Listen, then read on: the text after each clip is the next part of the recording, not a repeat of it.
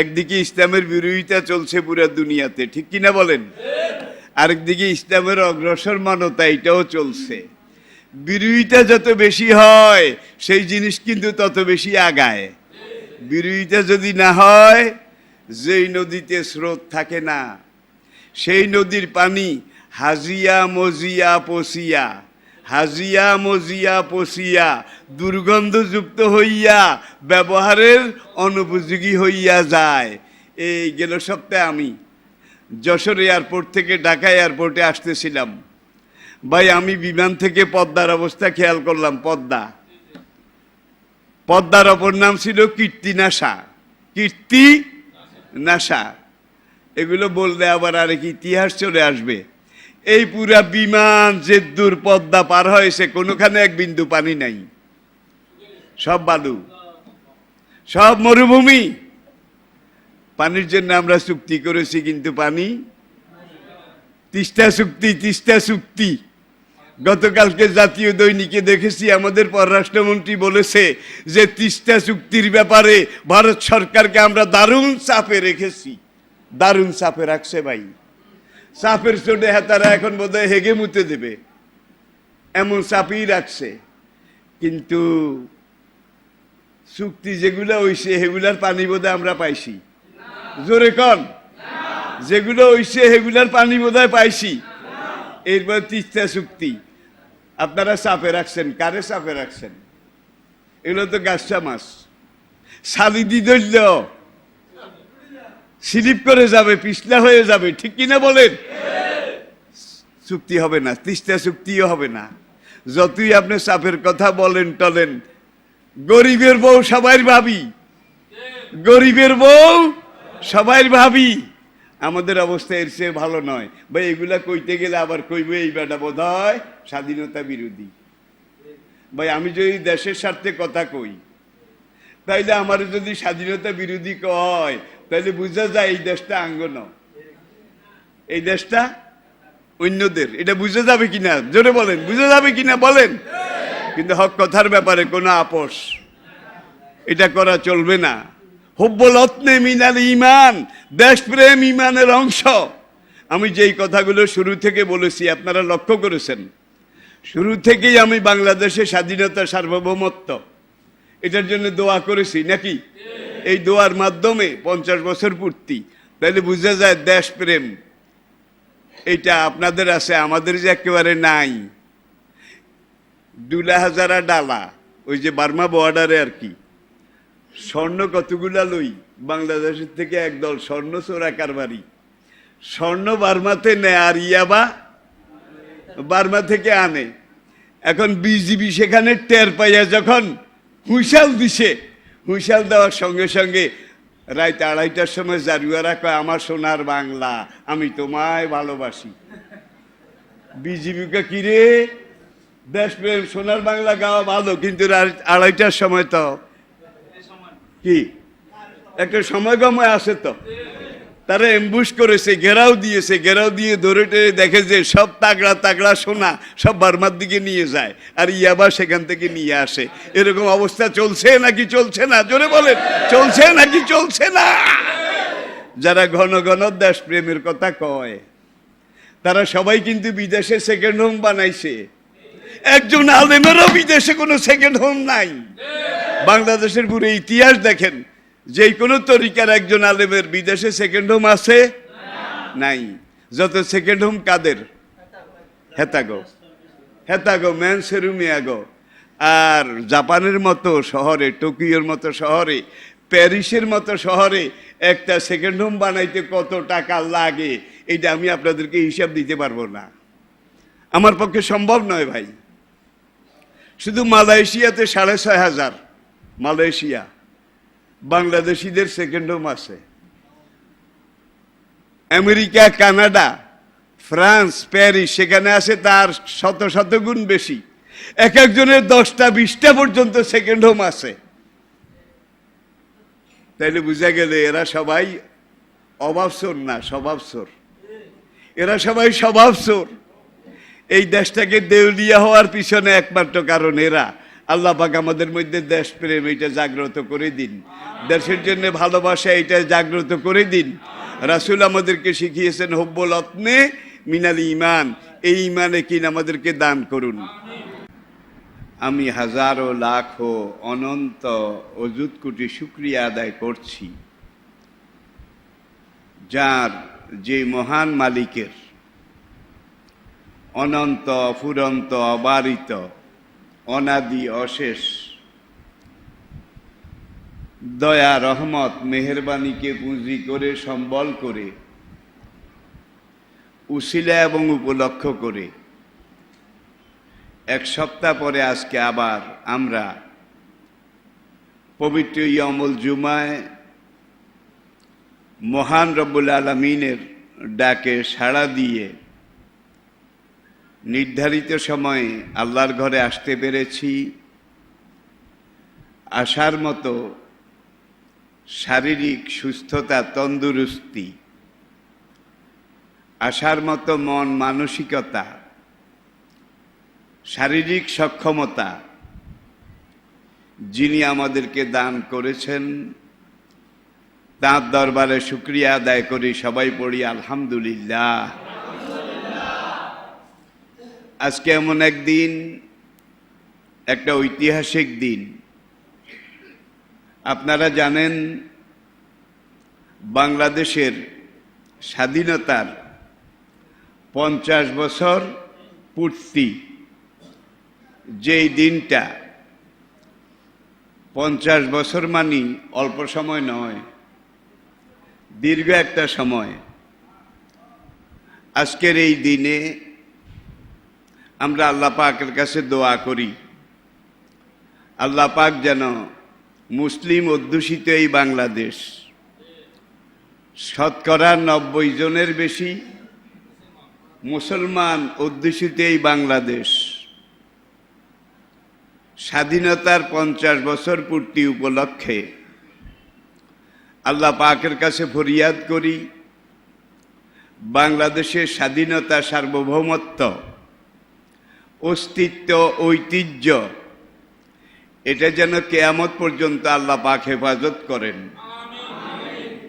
আমাদের ভুলের জন্যে, আমাদের অবিমৃশ্যতার কারণে, আমাদের অপরিণামদর্শিতা এবং বাড়াবাড়ির কারণে আল্লাহ পাক যেন আমাদের এই স্বাধীন দেশ বাংলাদেশ, সার্বভৌম দেশ বাংলাদেশ, এটা স্বাধীনতা, সার্বভৌমত্ব, এটাকে যেন আবারও আমরা দোয়া করি কিয়ামত পর্যন্ত আল্লাহ স্বাধীন দেশ হিসাবে, স্বাধীন সত্তা হিসাবে আল্লাহ যেন কায়েম রাখেন। বাংলার এই জমিনে কিয়ামত পর্যন্ত যেন আল্লাহ পাকের গোলামি, আল্লাহ পাকের সার্বভৌমত্ব, মহান রব্বুল আলামিনের পরিকল্পনা এটা যেন চলতে থাকে। আল্লাহ পাক যেন আমাদেরকে কাফের বেঈমান মুশরিকের গোলাম না করেন, কাফের বেঈমান মুশরিকের গোলাম যেন না করেন। আজকের স্বাধীনতা দিবসে একজন মুমিন হিসেবে এটাই সবচেয়ে বড় কাম্য হওয়া দরকার বলে আমি মনে করি। প্রিয় মুসল্লি ভাইয়েরা, আসুন আজকে আমরা আলোচনা করি রমাদান সম্পর্কে। আরবি শব্দ রামদন, রা মিম দোয়াদ, রামদন, এই শব্দটার আবিধানিক অর্থ হলো জ্বালিয়ে দেওয়া, পুড়িয়ে ফেলা। কুতিবা আলাইকুমুস সিয়ামু কামা কুতিবা আলাল লাযিনা মিন কাবলিকুম, এই আয়াতে বোঝা যায় রমাদান এবং রমাদানের এই রোজা এটা আগের জাতি, কওম, উম্মাহ, সকল যুগে, সকল নবীর আমলে, সকল দেশে, সকল জাতিসত্তার উপরে সব যুগে আল্লাহ পাক ফরজ করেছিলেন। কামা কুতিবা, যেমন ফরজ করা হয়েছিল আলাল্লাযিনা মিন কাবলিকুম, তোমাদের আগের লোকদের উপরে। তাহলে বোঝা গেল রমজান এবং সিয়াম সওম এটা এমন এক প্রক্রিয়া, এমন এক তাজকিয়ায়ে নফস, আত্মশুদ্ধির এমন এক নিখুঁত নির্ভুল খোদাই পরিকল্পনা। 11 মাস পরে 1 মাস। একজন মুমিন যখন রোজা রাখে তখন তার শরীরের, তার দেহের প্রথম এবং সবচেয়ে বড় লাভ যেটা হয় সেটা হলো 11 মাস লাগামহীনভাবে আপনি আমি আমরা খানা খেয়েছি, ওয়াক্ত বেওয়াক্ত, সময় অসময়, প্রয়োজন অপ্রয়োজন মিলিয়ে এত বেশি আমরা খানা খেয়েছি যার কারণে শরীরে অতিরিক্ত খানা, অতিরিক্ত চর্বি, অতিরিক্ত মেদ, অতিরিক্ত ফ্যাট এগুলা জমা হয়ে গেছে 11 মাসে। এখন শরীরটা একটু মুটিয়ে গেছে। সর্বোপরি একটু হাঁটলে নিঃশ্বাসটা বড় হয়ে যায়। রক্তচাপ, ব্লাড প্রেশার এটা অনেক সময় নিয়ন্ত্রণের বাইরে চলে যায়। ডায়াবেটিক রোগী যারা, তাদের ব্লাড সুগার, রক্তের শর্করা এটাও বেড়ে যায় অতিরিক্ত খাওয়ার কারণে। একটা ইঞ্জিনে যদি আপনি প্রত্যেকদিন মোবিল দেন, তেল দেন, গিয়ার অয়েল, পাওয়ার অয়েল এগুলো দেন, ইঞ্জিনের যে দুধ দরকার এর দুধ তো সে খাবে, ব্যবহার করবে। ব্যবহার করার পরে যেটা অতিরিক্ত স্বভাবতই সেটা ঘেমে টেমে পিছলায় টিছলায় এখান দিয়ে ওখান দিয়ে পড়ে যাবে। এবং অতিরিক্ত কোনো জিনিস এটা কোনো ব্যাপারে কোনো কাজেই ভালো নয়, উচিত নয়, প্রযোজ্য নয়। আপনার শরীরটাও কিন্তু একটা ইঞ্জিন, আমাদের দেহটাও একটা মেশিন। দেখুন এই মেশিনে ডায়নামা আছে নাকি নাই? এই মেশিনে বেয়ারিং আছে, ক্র্যাঙ্কশিট আছে, কবজা আছে নাকি নাই?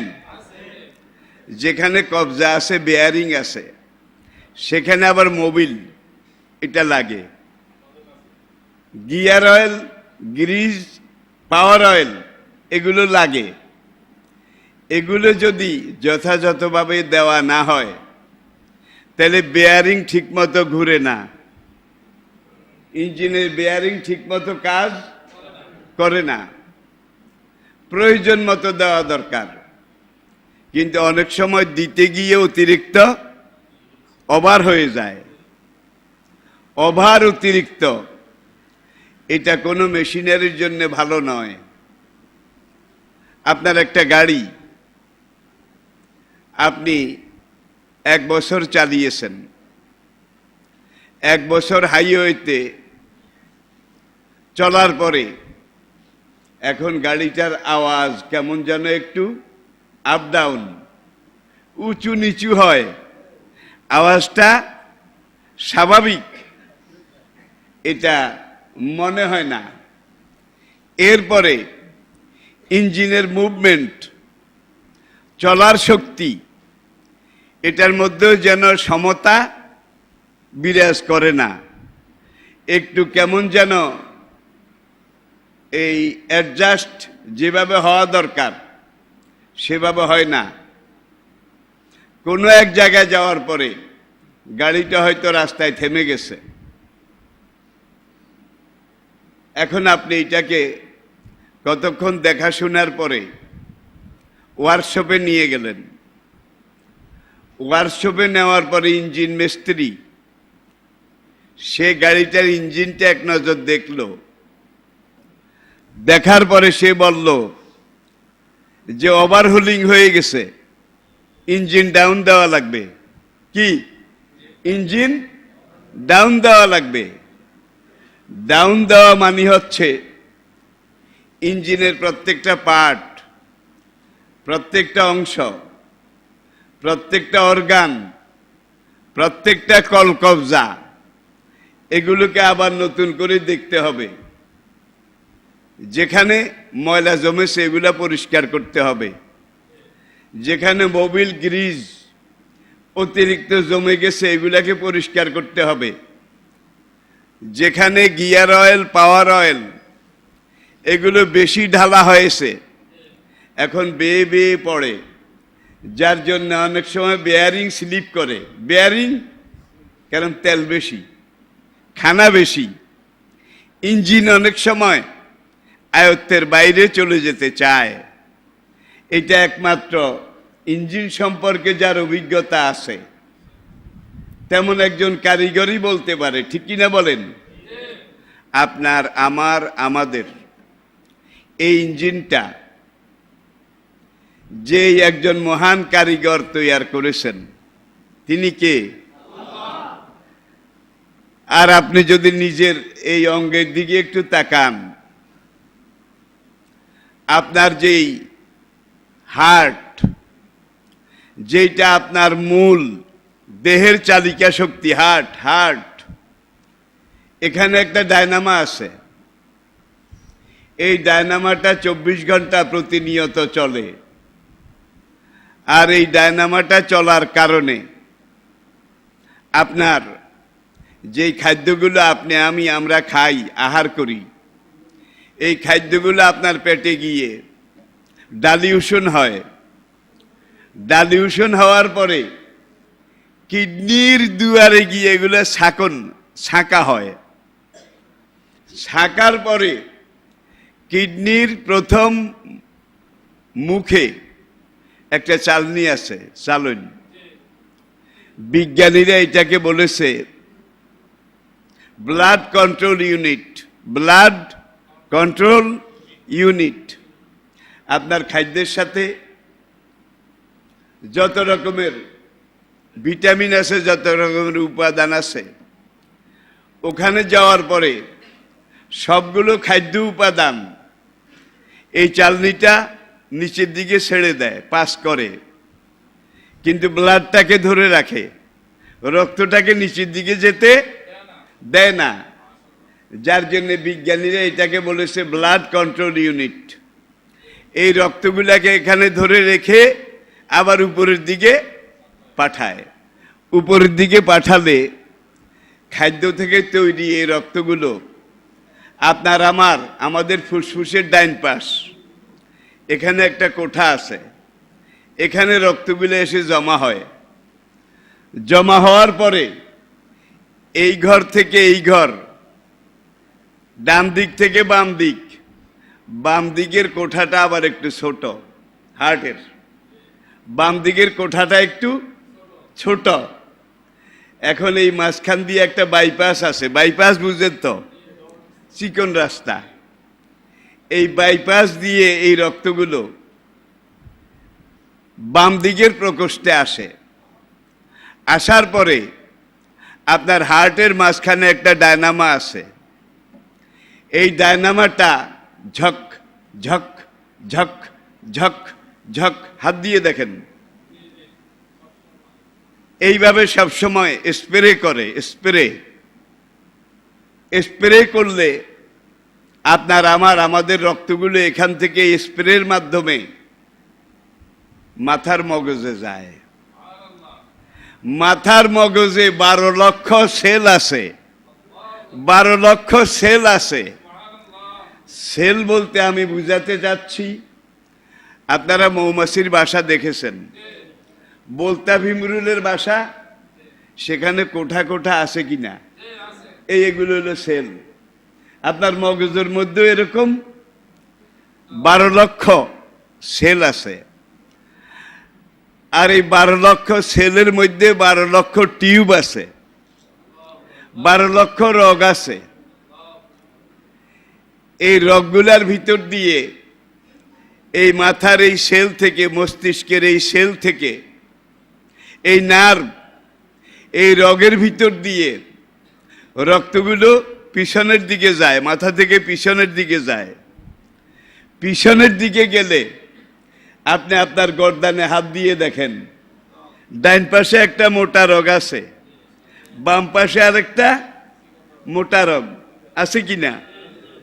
এই একটা পাইপের ভিতরে দুইটা রগ, ডাইন পাশে দুইটা, বাম পাশে দুইটা। এই দুইটা রগ আপনার মেরুদণ্ড। মেরুদণ্ড মেরুদণ্ডের ভিতর দিয়ে নিচের দিকে গেছে, যেতে যেতে একবারে কোটি কোটি কোটি দেশ পর্যন্ত গেছে। ডান পাশে দুইটা, বাম পাশে দুইটা, চারটা রগ। আর এই দুইটা দুইটা চারটা রগ থেকে লক্ষ লক্ষ লক্ষ লক্ষ রগ ডাইনে বামে, উপরে নিচে, আঁকা বাঁকায় আপনার পুরা শরীরে যতগুলো পশম আছে, প্রত্যেকটা পশমের গোড়ার সাথে একটা টিউব আছে। পশমের গোড়ার সাথে যদি এই পাইপটা না থাকতো তাহলে পশমটা মরে যেত, পশমটা ঝরে যেত, পশমটা পড়ে যেত।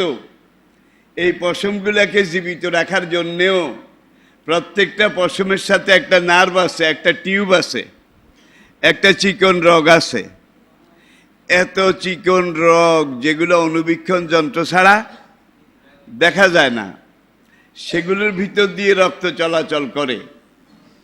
এরপরে আসুন, এই যে চারটা মোটা রগ, কেউ হয়তো ঘুমিয়েছে, রাতে হঠাৎ করে দেখা গেল তার শরীরের অর্ধেক অবশ হয়ে গেছে।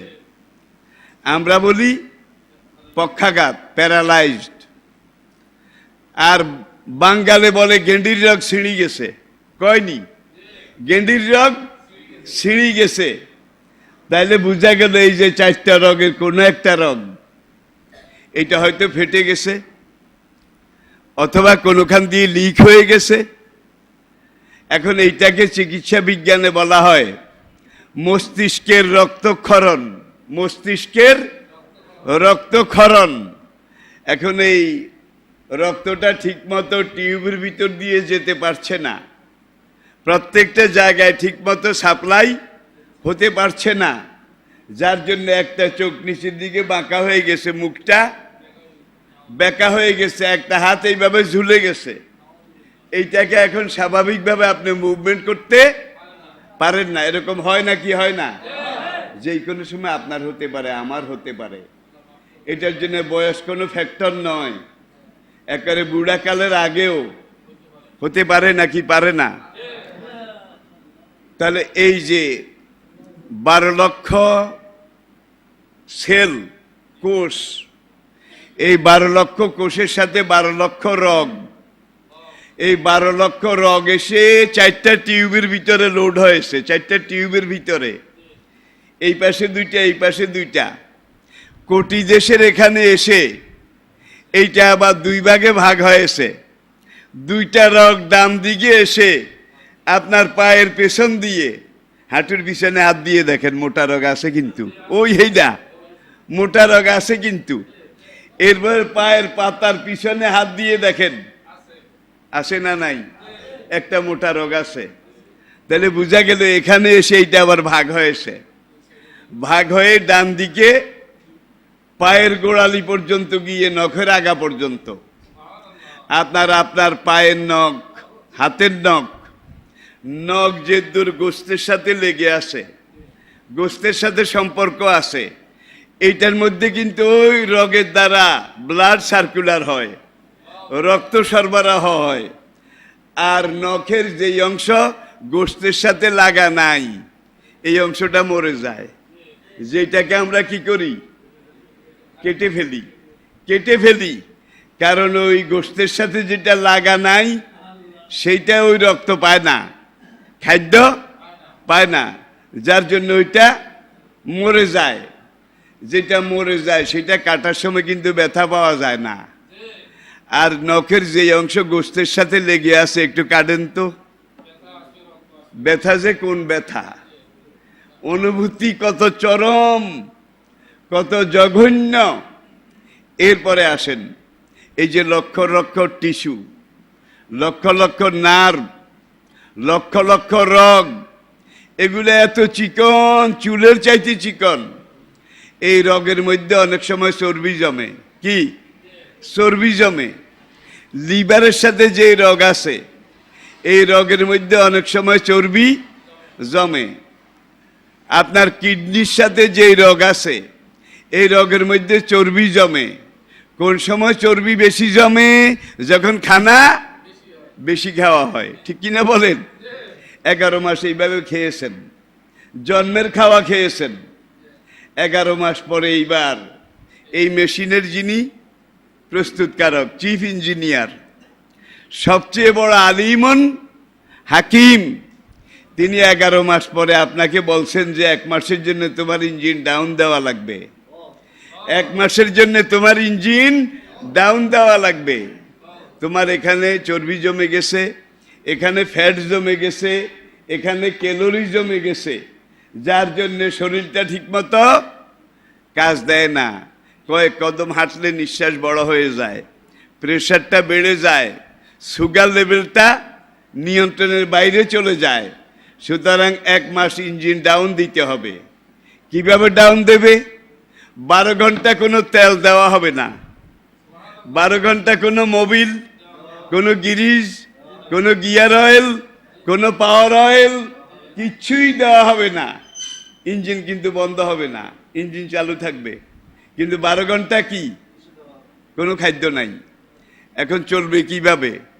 যেগুলো অতিরিক্ত এখানে ওখানে জমা হয়ে আছে, এগুলাকে চেটে পুটে খাও, লেই হুসি খাও। লেই হুসি খাও, বুঝেন তো? লেই হুসি খাও। এইভাবে চেটে পুটে খাওয়া একদিন না, একাধারে 30 দিন, 12 ঘন্টা। কোনো তেল, কোনো খাদ্য, কোনো জ্বালানি, কোনো কিছু দেন নাই। এই 30 দিন একাধারে এইটাকে মুছতে মুছতে, লিখতে লিখতে, চাটতে চাটতে এমন একটা অবস্থা এসেছে, এখন আর অতিরিক্ত চর্বি নাই। যেইটা আসিল সেইটা চেটে টেটে খাইয়া শেষ। ক্যালোরি যেটা বেশি আসিল জমা, সেইটা এই 1 মাসে খেতে শেষ। 30টা রোজা আপনি পুরা করেছেন, আপনার শরীরটা পুরোপুরি সার্ভিসফুল হয়ে গেছে।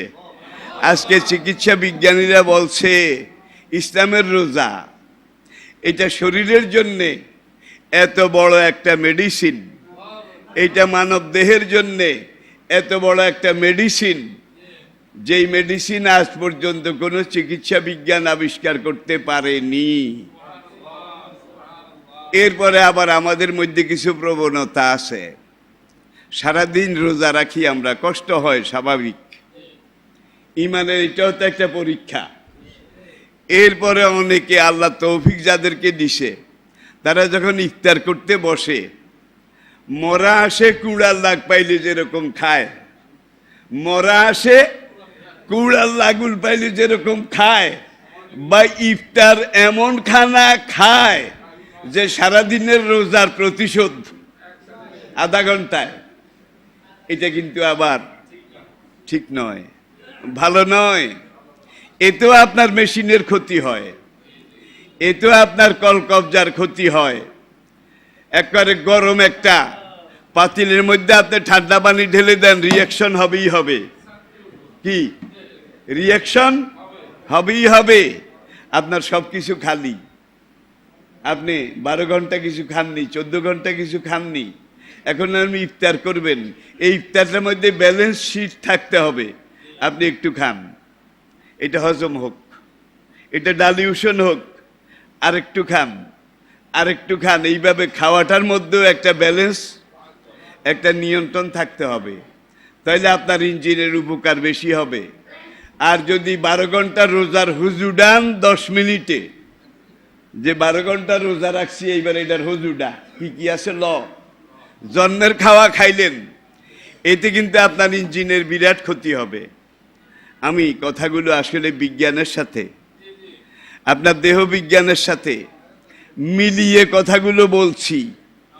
1 মাস রোজা রাখার পরে আপনি দেখবেন যে আপনার শরীরে এখন আর ফ্যাট নাই, এখন আর হাঁটতে আপনার নিঃশ্বাস বড় হয় না, এখন আর আপনার লিভারের এখানে ক্যালোরি নাই, আপনার হার্টের এখানে জমা চর্বি নাই।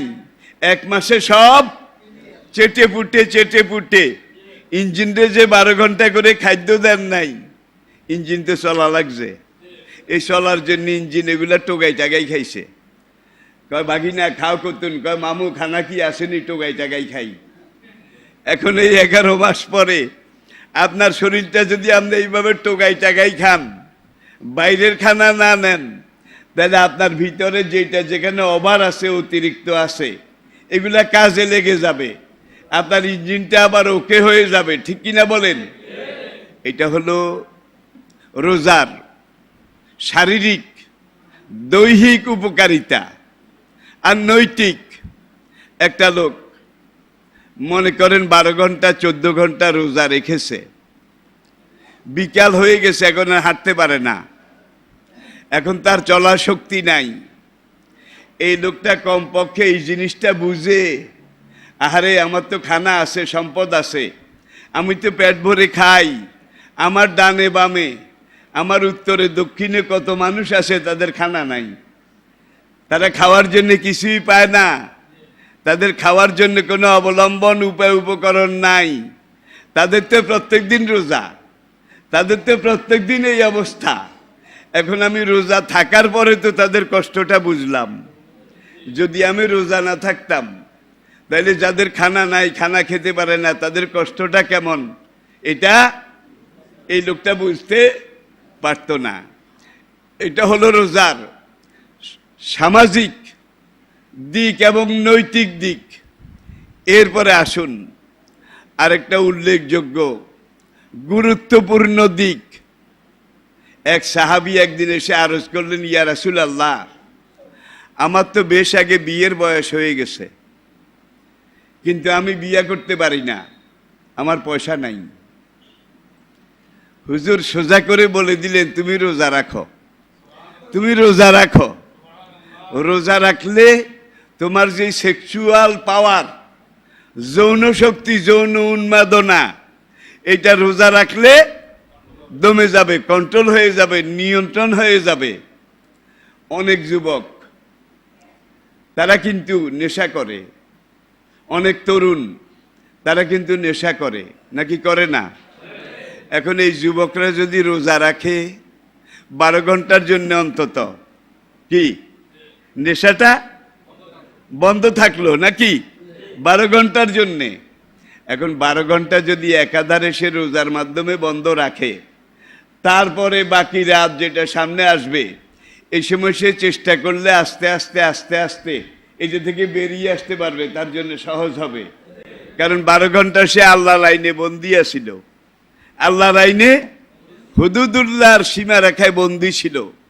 আর 12 ঘন্টা পরে যখন সে রোজা ভাঙলো, উন্মুক্ত হলো, তখন তার জন্য ওই প্রক্রিয়াটা পুনরায় গ্রহণ করা সবচাইতে সহজ হয়। কুল্লু মুস্কার হারাম, সব রকমের নেশা হারাম। জোরে বলেন কি? সব রকমের নেশা হারাম। বয়েস্ত লেকাসিল মাহাজেফে অল মাজামির, সব রকমের নেশাকে দূর করে দেওয়ার জন্যে সকল রকমের গান বাজনা, বাদ্য বাজনা, এগুলোকে ভেঙ্গে মেসমার করে দেওয়ার জন্যে আমাকে নবী করে পাঠানো হয়েছে। আই রিপিট, আবার বলছি, বয়েস্ত, আমাকে এই জন্য পাঠানো হয়েছে। লেকাশ্রীল, আমি যেন ভেঙ্গে চুরমার করে দেই, মাহাজেফল মাজামির, সকল রকমের গান বাজনা, বাদ্যযন্ত্র, এগুলো ভাঙ্গার জন্য আমাকে নবী করে পাঠানো হয়েছে। দেখুন, আসলে বাদ্যযন্ত্র এগুলো মানুষকে নৈতিকতার সীমা লঙ্ঘনের দিকে নিয়ে যায়। বাদ্যযন্ত্র এমন কিছু জিনিস, এমন কিছু প্রক্রিয়া, এগুলো শয়তানের হাতিয়ার। বাদ্যযন্ত্রগুলো শয়তানের হাতিয়ার। এই বাদ্যযন্ত্রগুলো মানুষের মন, মনন, মানসিকতা, মানুষের থিওরি, ফিলোসফি, সাইকোলজি, এটাকে খারাপের দিকে নিয়ে যায়। ভাই আমাদের তো মুখও নাই, ভাষাও নাই, সেই অন্তরও নাই। আল্লামা খাকানি রহমতুল্লাহ আলাই, আল্লাহর একজন অলি, আলেমরা তার নাম অন্তত জানেন, শুনেছেন। তিনি একদিন একখান দিয়ে যান, সেখানে একটা গানের মজলিস চলছে, গানের মজলিস। এখন সেখান দিয়ে যাওয়ার সময় তিনি শুনলেন যে ঢোল বাজায়, ঢোল ধ্রিম ধ্রিম।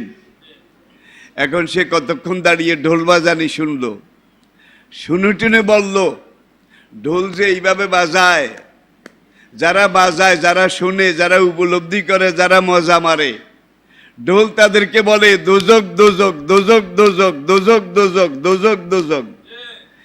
এরপরে আবার আরেকটা বাদ্যযন্ত্র এইভাবে বাজায়, কি এইভাবে বাজায়।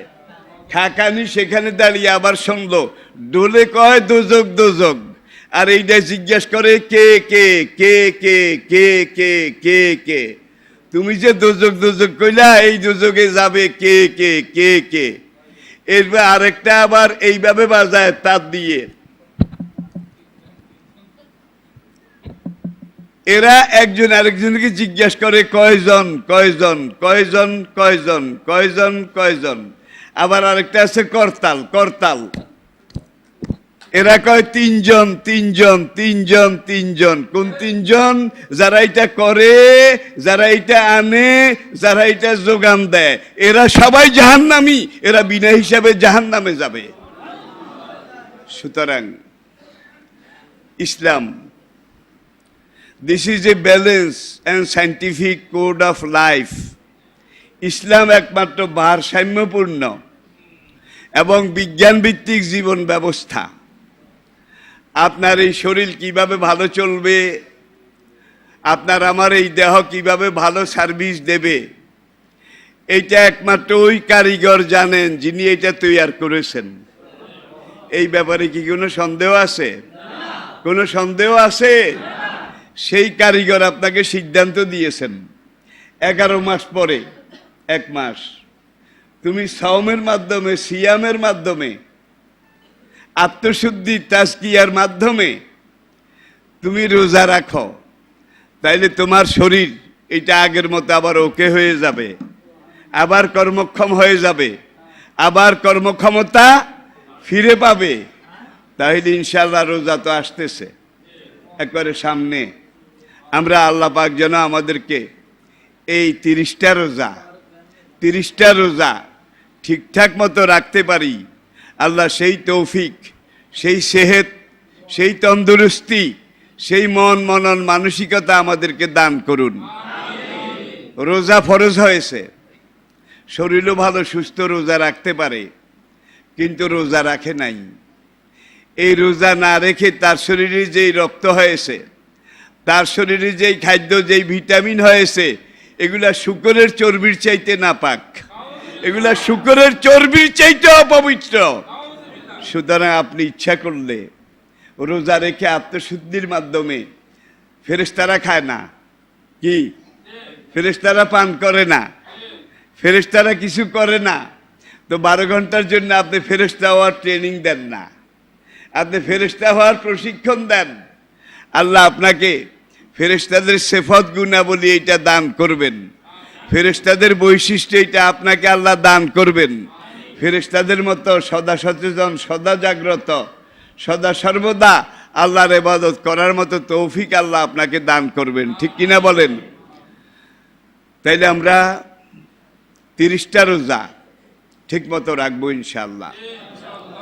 আবার দেখেন কিছু ছেলে আছে, বয়স 10-12 বছর 15 বছর হয়ে গেছে, সামনে পরীক্ষা। এখন পরীক্ষার সময় পড়ালেখা একটু বেশি, চাপ টাপ একটু বেশি। বাবা তুই রোজা রাখিস না, আবার বাপেও আব্বু তুমি রোজা রাখিও না, তোমার পরীক্ষা আছে। তাহলে বুঝা গেল হাসরের ময়দানে এই ছেলের উপরে রোজা যখন ফরজ হয়ে গেছে, সে যখন বালেগ হয়েছে, বালেগ, এখন এই বালেগ বলতে আপনি কি বুঝবেন? এটা হলো পুরুষ পুত্র, পুরুষ সন্তানের জন্যে সর্বোচ্চ 12 বছর। কত? 12 বছর।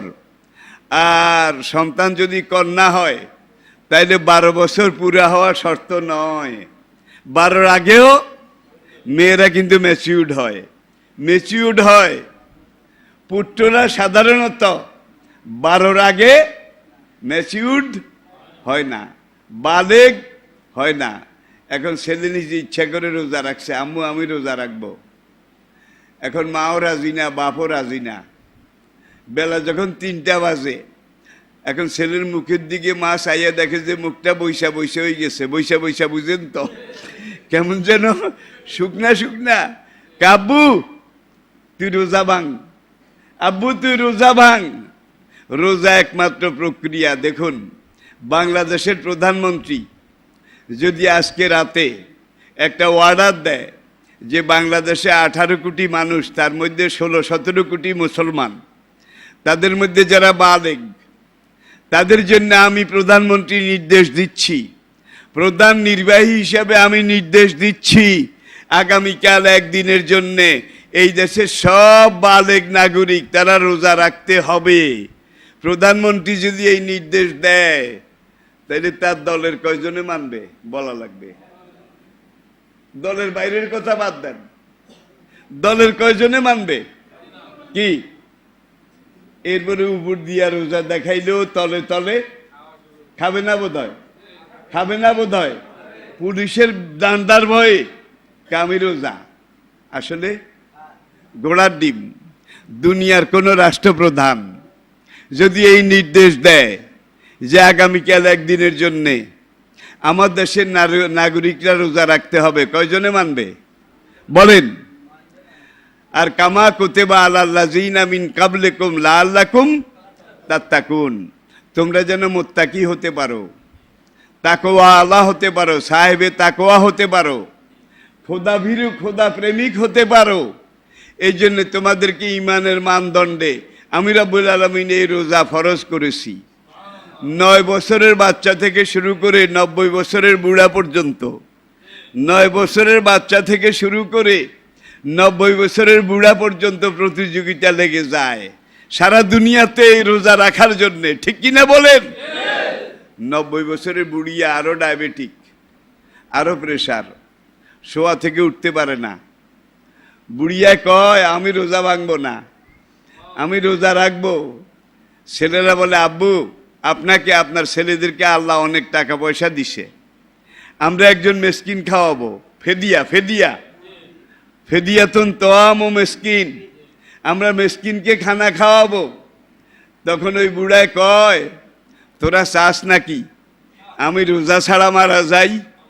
আমি রোজা মুখে রেখে মারা যেতে চাই, আমি রোজাদার অবস্থায় মারা যেতে চাই। একমাত্র মালিকের বিধান। আর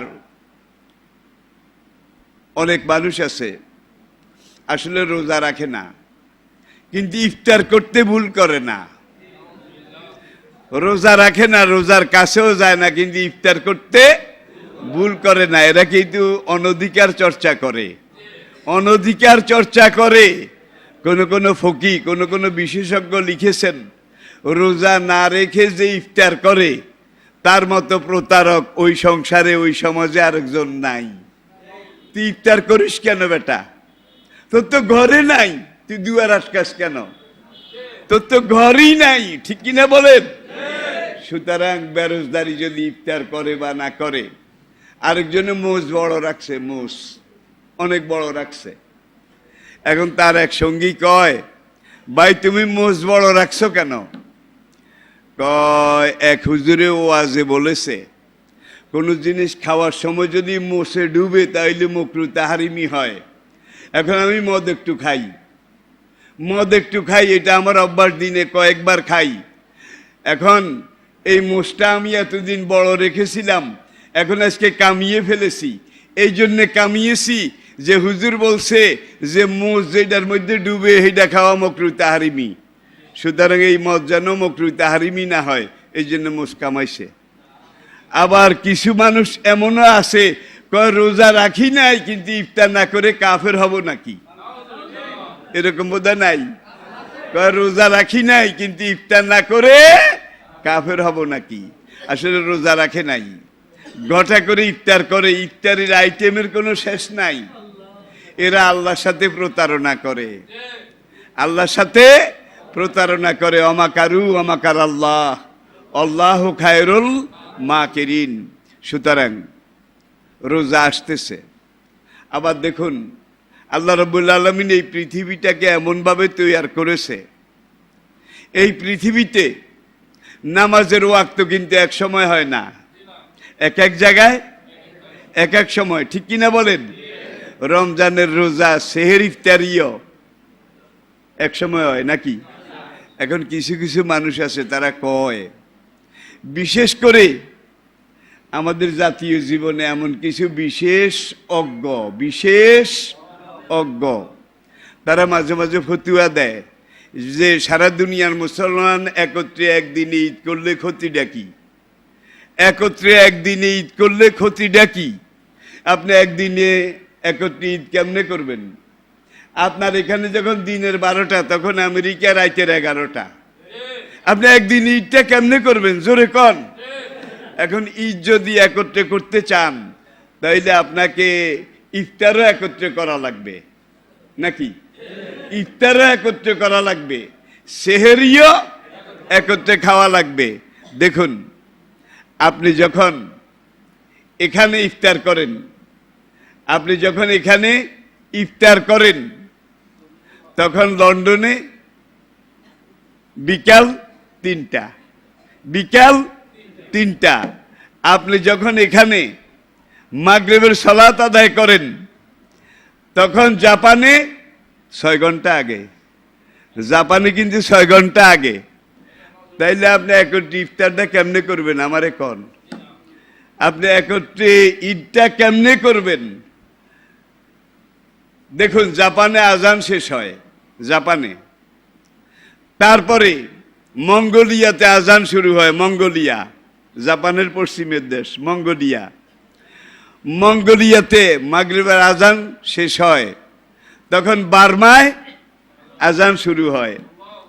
বার্মায় আজান শেষ হয়, তখন টেকনাফে আজান শুরু হয়। টেকনাফে আজান শেষ হয়, তখন সাতকানিয়া আজান শুরু হয়।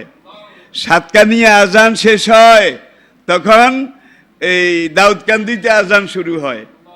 দাউদকান্দিতে আজান শেষ হয়, তখন নারায়ণগঞ্জে আজান শুরু হয়। নারায়ণগঞ্জে আজান শেষ হয়, মানিকগঞ্জে আজান শুরু হয়। মানিকগঞ্জে আজান শেষ হয়, ফরিদপুরে আজান শুরু হয়। ফরিদপুরে আজান শেষ হয়, 24 পরগনায় আজান শুরু হয়। ঠিক কিনা বলেন? আল্লাহ এটারে বানাইছি এইভাবে, আল্লাহ এটাকে তৈরি করেছেন এইভাবে, যেন দীর্ঘ সময় রোজা এই দেশের লোকেরাও রাখতে পারে, অন্য দেশের লোকেরাও রাখতে পারে। আবার অল্প সময়ের রোজা যেন এই দেশের লোকেরাও রাখতে পারে, অন্য দেশের লোকেরাও রাখতে পারে। তো সব কথার শেষ কথা, চূড়ান্ত কথা, সেটা হলো আমরা রোজা রাখবো। আপনারা সবাই রাজি তো? আপনারা সবাই রাজি তো ইনশাআল্লাহ? এরপরে ছোট ছোট বাচ্চা, অনেক মসজিদে আমি দেখেছি, আমার কাছে নালিশ আসে, ছোট ছোট বাচ্চা মসজিদে নিয়ে আসে, ওরা মুসল্লিদের সামনে দিয়ে দৌড়াদৌড়ি করে, এই করে সেই করে। হুজুর, আপনি একটা লিখিত দেন। আমি বললাম, আমি তো এটা লিখিত দিতে পারবো না। বাচ্চাদেরকে আগে মসজিদমুখী করা লাগবে, ঠিক কিনা বলেন? ঢাকায় ওই ছোট ছোট ছেলেরা মসজিদে এসে দৌড়াদৌড়ি ওই কিলাকিলি করছে আর কি, বুড়িয়ারা দমকাইছে। আর পরের জুমায় পোলাপান কতগুলো আইসা মসজিদের সামনে, সেখানে দাঁড়িয়ে বান্দা খেলায়। অন্যান্য দিন মসজিদে ঢুকতো, আজকে মসজিদে ঢুকে না, আজকে ওখানে দাঁড়িয়ে বান্দা খেলায়। এখন আরেকটা ছেলে একা, চল রে মসজিদে চল, কয় না মসজিদে যাইস না, বুইরারা ধমকায়। আপনারা কি ওই ধরনের বুইরা হইতে চান? রাসূল খুতবা দেয়, হাসান হোসেন এসে গাবে কান্দে উঠে গেছে। আল্লাহু আকবার। রাসূল খুতবা দেয়, রাসূল রুকুতে গেছে, হাসান হোসেন উঠে করে কাঁধের উপরে। রাসূল সেজদায় গেছে, হাসান হোসেন একবারে পিঠের উপরে। এখন রাসূল সেজদা থেকে উঠতে পারতেছেন না, এক হাতে নাতিকে এইভাবে নামাইয়া তারপরে সেজদা থেকে উঠলেন। এতটুকু বাচ্চা, বিশেষ করে পুরুষ সন্তান, তাদেরকে মসজিদমুখী করার চেষ্টা করতে হবে। হ্যাঁ, যে ছেলেটার এতটুকুন অনুভূতি হইছে পেশাবের লোকে আব্বু আই মুচ্ছুম আই হিসাব করিম, তাইলে এই বাচ্চাকে কিন্তু মসজিদে নিয়ে আসা জায়েজ আছে। আর যদি পেশাবের দলিলে আমি পেশাব করবো এই কথা না কইতে পারে তাহলে ওই বাচ্চা আনা যাবে না। এরপরে সকল আইম্মা এই ব্যাপারে একমত। এই বাচ্চা আপনার পাশে দাঁড়াইছে, আপনি দাঁড় করাইছেন, এবং এইভাবে নিয়ে আসতে আসতে আস্তে আস্তে মসজিদে আসার অভ্যাস তাদের মধ্যে সৃষ্টি হবে। আর যদি নিয়ে না আসেন তাহলে ওই বাইরে বাইরে আটবে, আড্ডা মারবে, আর কবে মসজিদে যাইস না, বুইরারা ধমকায়, বুইরারা ধমকায়। এই বদনাম কি আপনারা কেউ নিতে চান? এখন এই বাচ্চা আপনার পাশে দাঁড়াইছে ভাই, বয়স মোটে 3 বছর 4 বছর, সূরা কেরাত কিছু জানে, পাক না পাক এগুলা কিছু বোঝে। সে এখন আপনার পাশে দাঁড়াইছে, দাঁড়াইয়া তারপর আপনার দিকে চায়। আপনি যখন নিয়ত করেছেন এটা দেখে সে নিজেও নিয়ত করে।